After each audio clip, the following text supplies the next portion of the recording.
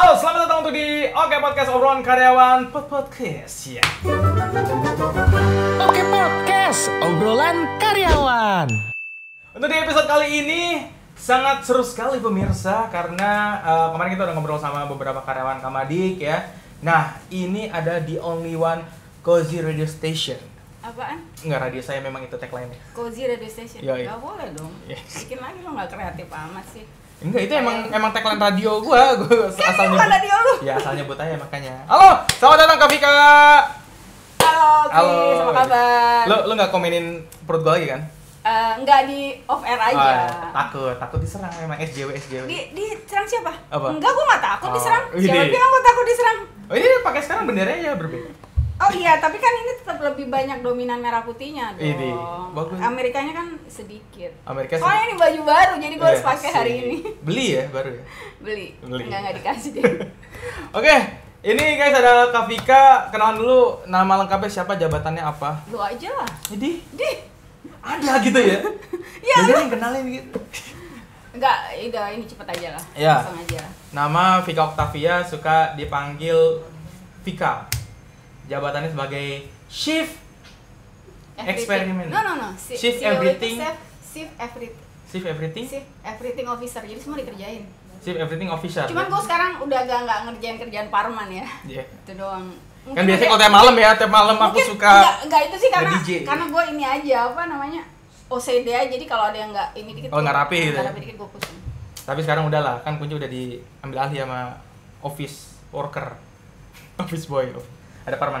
Oke, ini Kak Vika sebagai CEO Kamadik ya.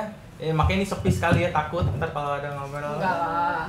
Acting doang. Acting Ini boleh doang. minum gak sih? Boleh dong. Nih. Gue udah 3 hari nih gak minum nih. Astagfirullah. Sebulan. Lambung Anda aman. Ini salah satu brand kesukaan Kak Vika juga, minuman ini apa? Kopi, Kopassus. Kebenaran kita punya juga. Iya. Kita punya di bawah ya. Ada di bawah. Tapi nanti ada logonya muncul di sini Iya. sama Instagramnya ya. Ji. Anda editor. Anda. Editor. Tolong masukkan.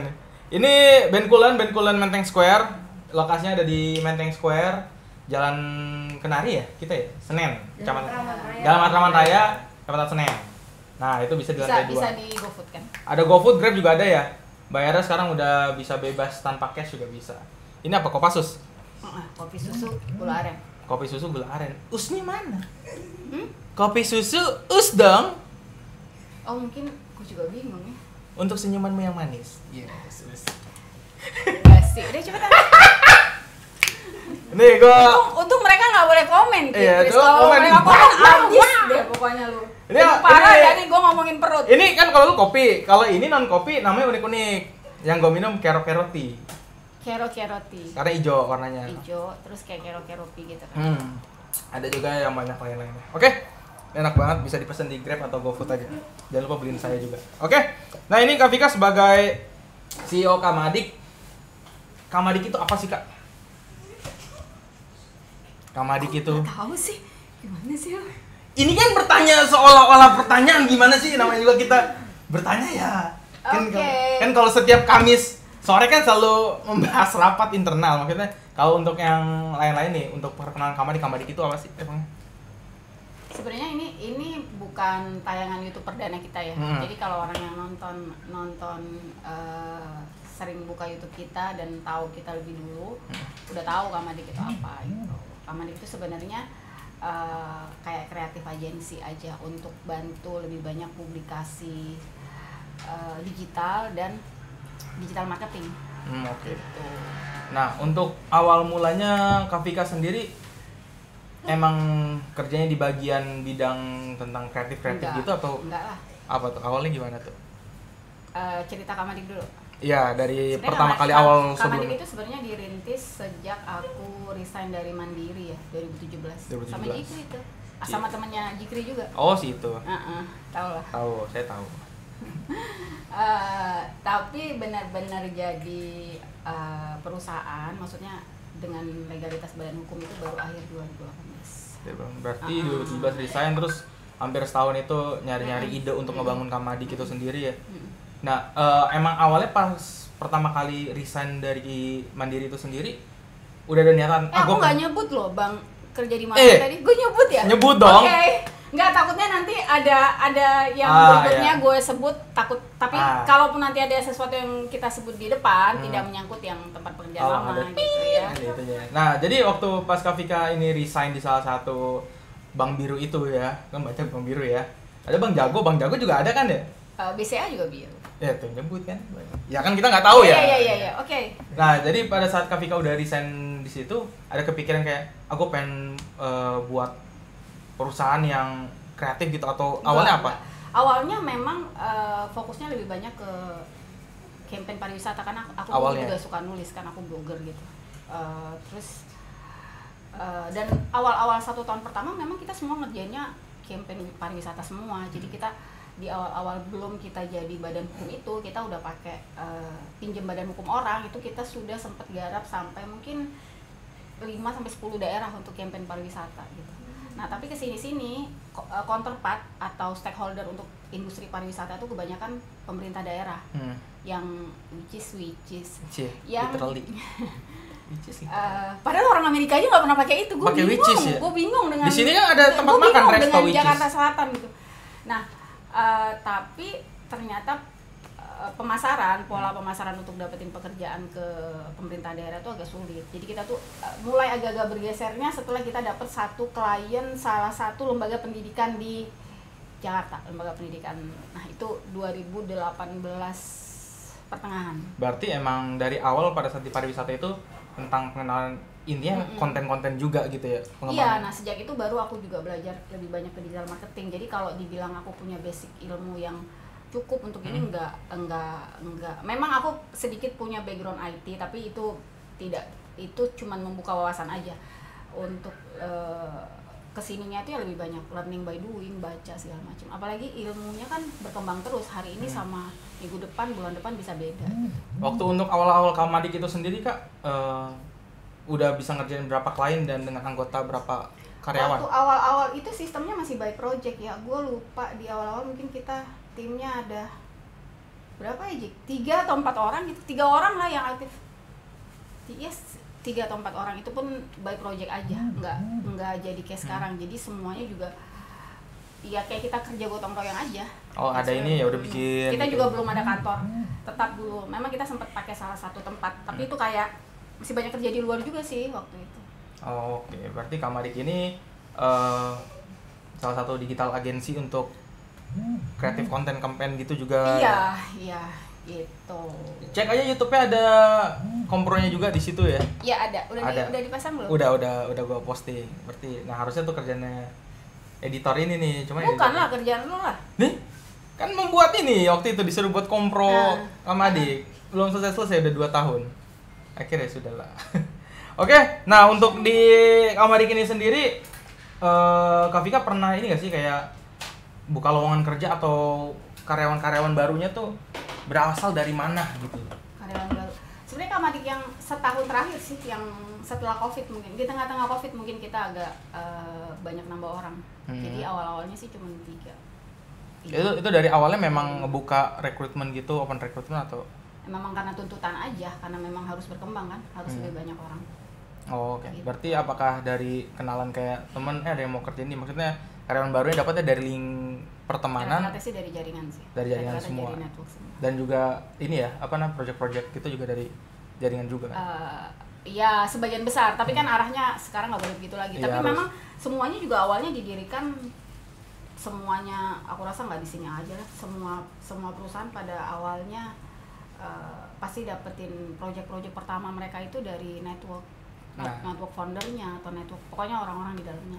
Nah, ngomongin tentang network ini sendiri, Kak, kan kalau kita kuliah kan apalagi yang baru-baru SBMPTN juga yang udah beberapa teman-teman yang lolos juga, itu kayak beranggapan bahwa gue kuliah tuh harus di tempat yang bagus gitu, yang harus universitas ternama, universitas yang emang dicari banyak orang. Nah, sedangkan dari CEO sendiri itu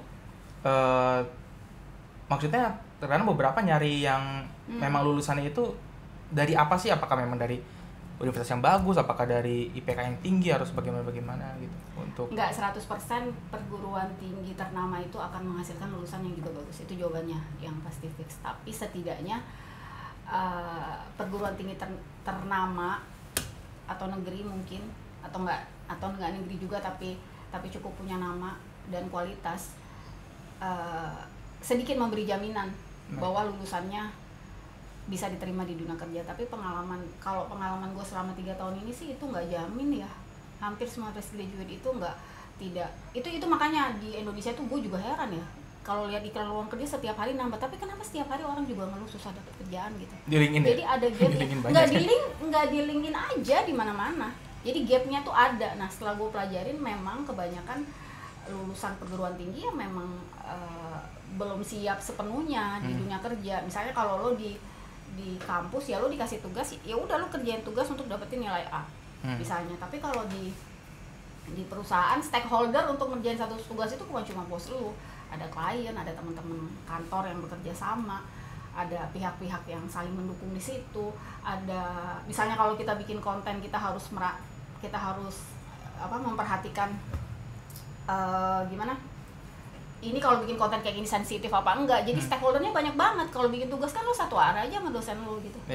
Gitu. Jadi nah yang aku nggak menyalahkan, tidak menyalahkan kampus juga, karena proses kayak gitu dari lingkungan keluarga juga, lingkungan pergaulan juga, itu yang membentuk satu orang jadi dia punya karakter seperti apa untuk diterima di dunia kerja. Nah, gitu. Untuk di dunia kerja sendiri nih Kak, berarti kan otomatis kebanyakan orang ngebahas tentang yang penting mah punya link gitu, yang penting ada link untuk bisa masuk. Sebenarnya ada benarnya. Yang tadi Kak Vika bilang juga tentang networking itu kan. Tapi aku pertama lulus kerja, pertama lulus kuliah gue nggak pernah dapetin kerjaan dari network. Semua gue cari sendiri dari awal, dan itu possible gitu sebenarnya lu untuk ngelakuin itu gitu.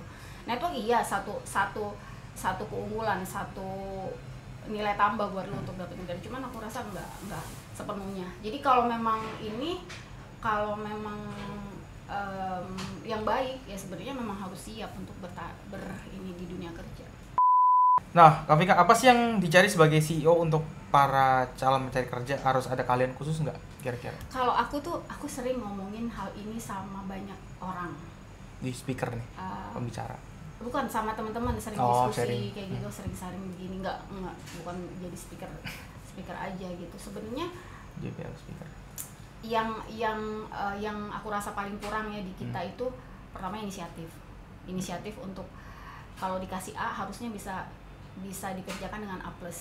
Jadi kalau A jangan mepet, diselesaikan dengan B+ gitu. Jadi yang kayak nah sementara dunianya kan sekarang menuntut lu mau kerja di bidang apapun, lu mau teknologi kayak mau apa, kreativitas itu nomor 1. Lu mau ada di posisi mana itu lu tetap harus improve diri lu untuk yang gue nggak sekedar nyelesain 1+2 itu komponennya 1+1 dari 1+1, tapi seharusnya lu bisa bilang 2 itu pohon akarnya, pohon ininya lebih banyak lagi sumber-sumbernya gitu untuk dapetin angka itu gitu. Yang kayak yang itu yang masih terus jujur gue belajar juga, karena ini untuk lead satu company yang gue running, yang mostly hampir gue running sendiri gitu loh.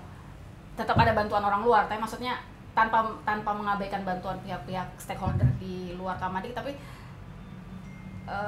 secara eksklusif manajemen Kamadik itu 90% ada di aku keputusannya. Nah itu gue aja belajar gitu loh. Jadi apalagi orang-orang yang ada di bawah aku. Jadi memang gue masih baca buku tentang leadership, masih baca buku-buku manajemen Arif Yahya gitu-gitu. Aku ya justru pengalaman praktis itu yang aku perlu gitu loh, yang belajar dari orang-orang gitu. Nah balik lagi tadi pertanyaannya apa yang dibutuhkan? Yang dicari itu apa? Kreativitas ya? Pertama inisiatif. Itu penting banget. Kenapa? Karena sebagai atasan kadang-kadang aku cuma bilang, dan yang lain juga bilang nanti hasilnya akan jadi B ya. Tapi nggak serta-merta lo dapetin B itu gimana caranya gitu loh. Jadi ada satu yang lo harus kasih nilai B-nya itu kayak gimana, dan lo harus untuk dapetin nilai B itu gimana lo carinya nilai B itu gitu loh. Meskipun sebenarnya untuk bikin caption yang sederhana, kalau lo baca tulisan orang lo tahu sampai sedalam apa wawasan dia ada di dalam 2-3 paragraf itu. Nah itu yang membutuhkan proses, dan aku juga nggak minta orang-orang yang memang baru kerja 1-3 tahun terus tiba-tiba langsung pinter kayak gitu gitu. Nah ya kayak gitu deh. inisiatif nomor satu. Terus kreativitas itu menurutku akan mengikuti kalau kita memang punya inisiatif gitu. Oke. Nah ini pernah baca juga di LinkedIn-nya Kak Vika juga. Yang mana? Aku kan memantau hacker. Jadi yang tentang ini Kak, tentang manajemen 70%, pengalaman, experience itu 20%, teori. Oh, iya, nulis itu ya? Iya. Apa teori tulisannya? and sense of feeling itu Apa 10%. tulisannya? Itu manajemen 70%. Manajemen itu terbagi ada 70% pengalaman. Terus ada teori and sense of feeling. Teori berapa persen? Teori itu 10%. Sense or feeling gitu. Sense of feeling 20 kali. Iya, pokoknya manajemen 70, experience manajemen itu 70% komponen teori. Manajemen adalah 70% pengalaman, 20% teori, 20% teori, 10% sense of feeling. Sense of feeling. Iya. Lo banyak tahu orang-orang yang berhasil di dunia ini mereka nggak punya pendidikan formal yang begitu bagus. Ya meskipun banyak. Dan ternyata mereka bisa memimpin perusahaan besar gitu. Mark Zuckerberg juga nggak lulus tuh Harvard. Nah, iya banyak, tuh. semua Bill Gates juga nggak lulus gitu. Tapi tidak menjadi patokan di situ juga. Tapi tidak menjadi patokan, cuman jangan mengabaikan juga mentang-mentang mereka nggak lulus. Gue nggak lulus nggak apa-apa, toh nanti gue bisa bikin Facebook. Nggak begitu. Tapi ya dong. Gue nggak mau sekolah. Enggak, tiba-tiba ada Ojan kan ya. Iya. Gue nggak lulus nggak apa-apa, nanti gue mau bikin Facebook tapi warnanya merah gitu misalnya kan. Apa tuh? Red Book. Kan Nah, ada Red Doors. Maksudku itu gue nulis itu nggak pakai referensi dari mana-mana. Jadi gue mikir, gue pernah bilang sama temen gue yang masih kerja di company, gue bilang, once lo bikin company sendiri,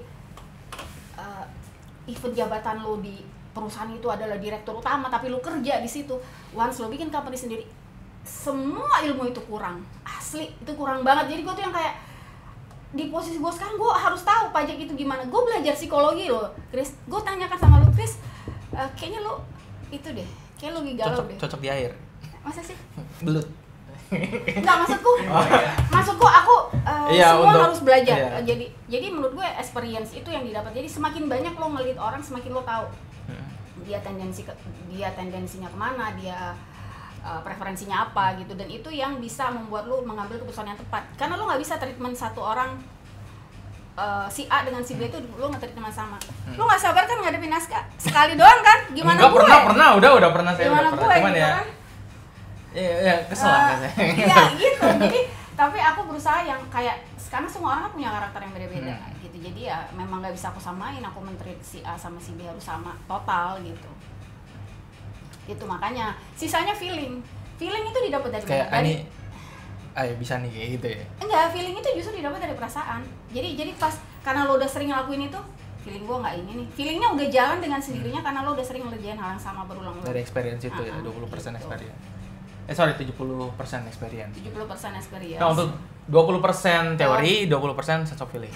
Ya, bisa dicatat. Teori tetap perlu, tapi kebanyakan teori nggak ada aplikasi juga. Sama aja lu kuliah nggak, lu baca teori mulu nggak pernah ke lab kan? Bener-bener. Tapi lu anak sosial deh. Anak sosial gua. Ya lab gua kan ini Komunitas. lapangan. Iya. Oke. Bisa kemana aja. Nah, ngomongin tentang kreativitas itu sangat penting di dunia kerja juga tadi yang dibilang Kak Vika. Ada lagi nih tulisan. Ada kutipan-kutipan beliau ini sangat memotivasi sebenarnya. Lu nggak baca sebenarnya kan? Tak baca, kan disukai, gue share di Kan LinkedIn. segala juga lu like, lu nggak baca. Udah lanjut. Iya, makanya posting foto-foto. Oke, nah ini kreativitas yang sangat penting menurut Kak Vika itu ada satu kutipan dari seorang tokoh, nggak tahu nih tokohnya, tokoh Jaya Abadi ya. Enggak, ya itu. Tokoh Jaya. Oke, aku ingat yang itu. Ya kan? Yang berbeda dengan orang pintar, orang idiot percaya bahwa kreativitas adalah syarat mutlak untuk mencapai kekayaan finansial. Kreativitas tidak muncul saat kita sedang dan serius. Kreativitas muncul saat kita sedang bersantai dan bersenang-senang. Jadi kayak makanya suatu ide itu kan dibayar mahal karena untuk mencari idenya itu kan sulit yang tadi tentang kreativitas. Makanya dari inisiatif baru untuk mencari ide itu kan makanya suatu apalagi kayak kita digital kreatif kayak gini ya. Kenapa membuat konten itu mahal dan ini dibayar ya? Karena itu mencari ide untuk membuat desain gambarnya, apa isi konsep. Soalnya itu relate sama kita, tapi mungkin kalau di perusahaan yang sangat teknis itu nggak terlalu yang technical banget, yang misalnya perbankan itu nggak terlalu relate gitu. Tapi ya, kan bisa relate. Tapi kan karyawannya kan butuh. Iya, butuh refreshing. Butuh refreshing. Karena kalau lu terpaku nggak terpaku nggak boleh ngapa-ngapain, lu dikekang harus dengan aturan yang SOP yang sangat ketat, itu nanti justru malah nggak ada ide. Karena lu udah di kerangkeng gitu loh. Ya udah kesana aja gitu. Justru lu harus gila, lu harus extraordinary untuk dapetin ide untuk gitu. Mencari sesuatu yang baru lagi. Dan cara orang untuk dapetin ide itu kan beda-beda. Ada mungkin orang yang memang dia harus begadang tiap malam untuk dapetin ide. Mungkin memang dia otaknya lebih lancar, peredaran darahnya tengah malam gitu loh. Mungkin bukan peredaran darah lancar, pendarahan ke otak. Oke. Gitu. Jadi tapi ada juga orang yang subuh-subuh mungkin. Kalau aku justru gue lebih senang cari ide, gue ke warung kopi sendirian, gak ngajak orang. Tapi gue liatin orang, jadi bukan dalam kondisi sepi, jadi orang-orang yang lalu lalang. Ntar ada kayak dapat masuk orang-orang yang ngobrol gitu, terus ada ibu-ibu bawa anaknya tantrum gitu, nangis, atau ada yang pacaran terus berantem gitu. Itu gue jadi kayak menonton film live gitu, dan itu yang sering aku lakukan kalau di kereta, di bis, di tempat-tempat umum. Jadi kadang-kadang aku memang gue mau pergi, gue nggak mau ajak orang, gue liatin aja. Waktu itu kan sempat ini juga kan Kak, yang pas mau ngebangun Kamadik ke Ausia atau kemana tuh, yang sampai berapa lama nyari ya udah gue liburan aja dulu baru. Iya. Terus gue baliknya gak punya duit. Ke Australia. Ke Australia kan, ke Australia. Maksudnya yang ya gue bingung nih apa nih gue mau bikin apa atau itu. Jadi ya udah cari ide yang ya meskipun nggak ada ide banyak juga, yang penting ya udah refresh otak aja, jalan-jalan aja. Iya, ada 2-3 mingguan lah itu. Iya kan lumayan tuh. Lumayan. Jalan-jalan itu. Abis ini kita bakal jalan-jalan guys ya. Minggu depan, seneng loh. dia langsung nengok senyum gitu kayak gue mau jalan-jalan nih. Nanti dulu nunggu ada mobil, gimana sih? Ya udah lanjut. Ini dipotong ya Jik, yang bagian potong ya, jangan yang bagian tadi ya. Nah, tadi ngomongin tentang ada yang mungkin dia kreativitasnya jalan pas di sepertiga malam. Sholat dong. Amin paling serius, ya kan. Jadi yang bisa juga pas subuh-subuh baru bangun langsung kerja lagi. Berarti kan jatuhnya kan apakah seorang itu disebut hustle work? Gila kerja. Hustle culture enggak juga. Hustle culture. Kita namanya bridging. Tapi ya. Yeah. Nah, tentang hustle culture dan juga work life balance ini kan banyak banget yang apalagi banyak kayak yang lagi tren banget tuh sekarang. Iya, apalagi kayak kita dunia media, entertain, agensi dan sebagainya. Kayaknya kok gue kerja mulu tapi kayak yang nggak ada kesenangan aja gitu. Nah itu kan istilahnya ya gue kena hustle culture tapi nggak work life balance gitu. Nah gimana? Sebenarnya gini, hustle culture itu kan akhir-akhir ini aja tuh, maksudnya beberapa bulan terakhir ini tuh tren. Sebenarnya mungkin istilah lama gitu. Tapi gara-gara beberapa bulan terakhir ini sejak sosmed makin ramai, semua orang tuh membuat target di usia segini gue harus segini, di usia segini gue harus segini gitu. Di usia 25 punya rumah, yang akhirnya semua memicu orang seolah-olah itu menjadi standar yang sama untuk semua orang gitu. Akhirnya banyak orang yang kerja keras, gue harus nih minimal untuk at least untuk bikin konten mungkin kayak gitu. Enggak, aku nggak bilang itu nggak bagus, aku nggak. Tapi di beberapa hal itu lebih terkait ke kayak work life balance gitu sebenarnya menurutku. Nah, tapi di sisi lain hustle culture ini sering diterjemahkan, aduh ada telepon lagi Chris. Halo, siapa nih? Lo harus punya uang 100 juta di usia 25. Ini siapa yang bikin target begini? Kan mungkin pengusaha. Nah, enggak. Misalnya, iya kalau lo 25 nggak punya tanggungan. Kalau misalnya lo nanggung ada keluarga, ada keluarga lo masih nyekolahin adik lo, belum keluarga yang harus lo bantu, mungkin lo bayar utang orang tua lo. Yep. Terus iya maksudku jadi itu nggak usah jadi ukuran yang kayak gitu-gitu. Nah itu yang sekarang suka salah diterjemahkan bahwa gue harus dapat segini nih, gue harus dapat gini, umur 28 gue harus jadi manajer, umur 30 gue harus jadi ini regional ini, mobil gue udah harus apa gitu. Oke Podcast, obrolan karyawan.